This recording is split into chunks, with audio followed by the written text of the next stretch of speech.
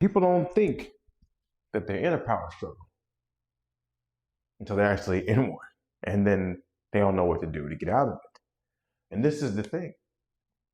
In order to actually get out of a power struggle, the first thing that you want to do is not actually get in one. Now, we talked about the first step of problem behavior, which was seeking attention.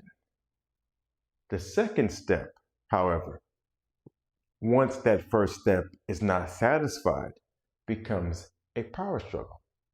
When a person fails to gain a sense of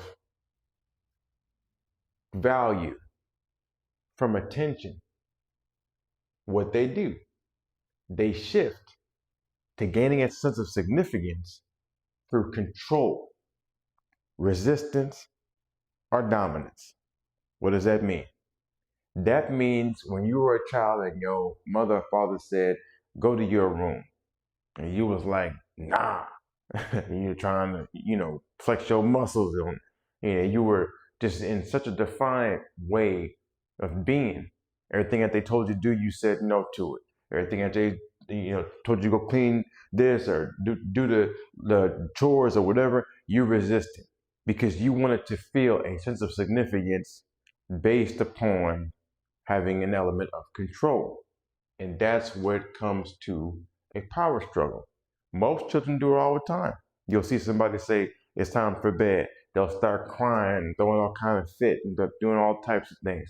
And they'll do things in a defiant way because they're seeking attention, and then they don't know how to deal with their own emotion.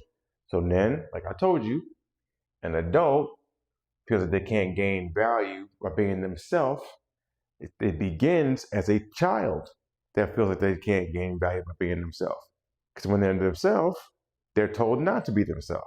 So then, as a child who grows or who starts off the process seeking attention, when that thing fails, they shift now to a power struggle. They're trying to get significance from themselves or their parents, and it happens in friendships.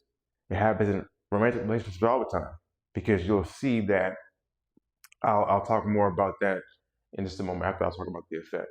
But what this does is it leads to conflicts because they oppose, they argue, they resist authority, which is a big thing in terms of children and parents.